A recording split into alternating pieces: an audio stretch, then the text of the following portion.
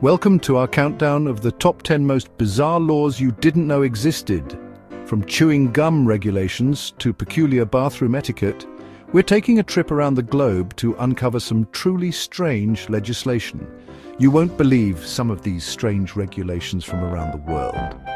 Strap yourselves in, because things are about to get weird. First up, we're heading to Thailand, a country known for its beautiful beaches, delicious food, and apparently a strong adherence to undergarments. That's right, folks, in Thailand, it's illegal to leave your house without wearing underwear.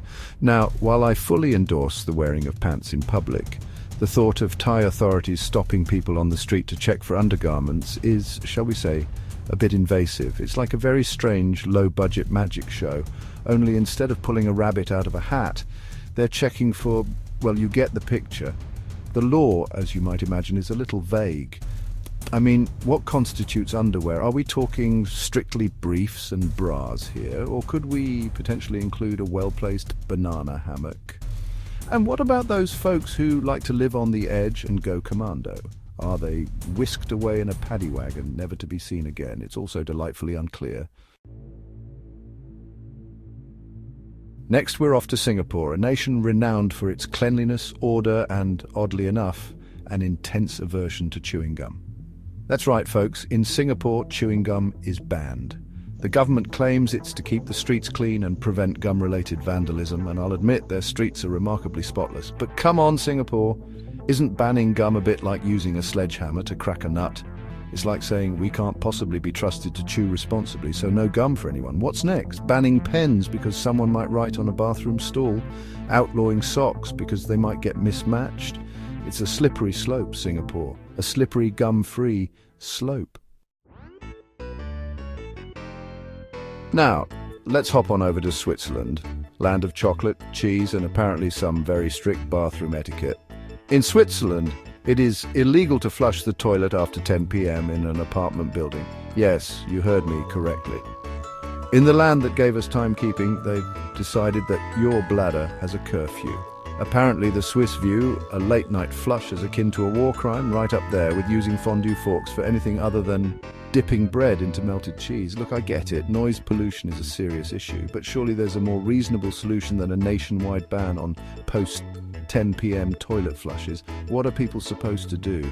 Sneak out under the cover of darkness and bury their business in the neighbour's yard like a house-trained badger?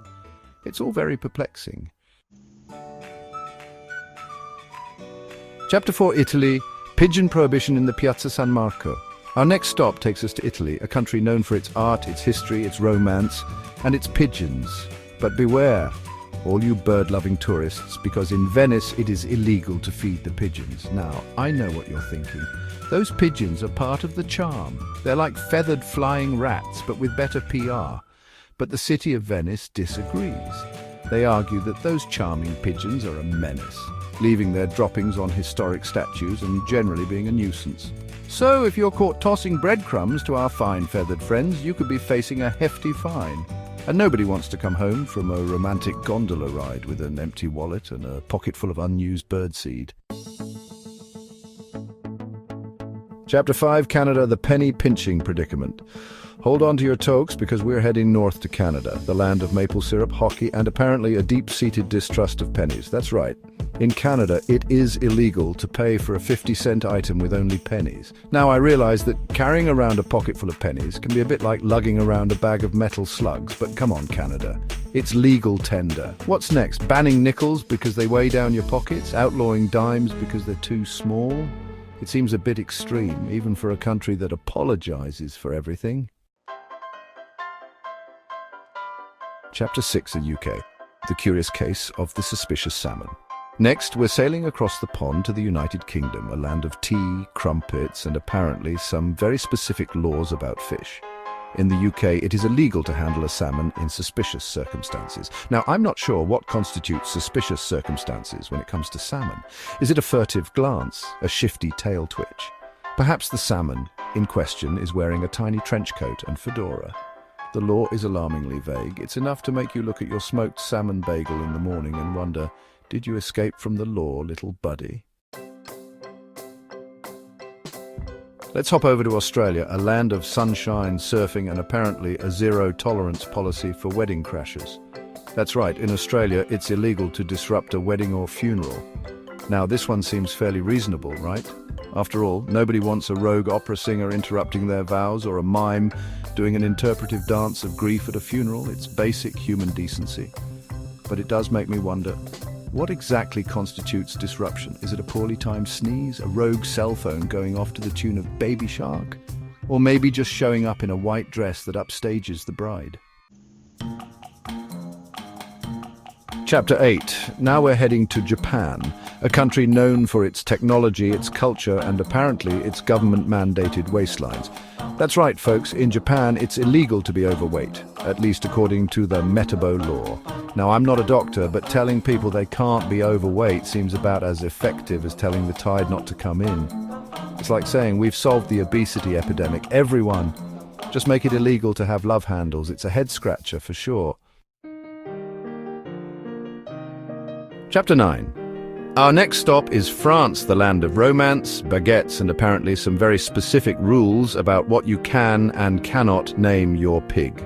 That's right, in France, it's illegal to name a pig Napoleon. Now, I'm not sure what the fine is for accidentally calling your prize-winning hog Napoleon at the county fair, but I imagine it involves a stern talking to from a gendarme and possibly the confiscation of your baguette.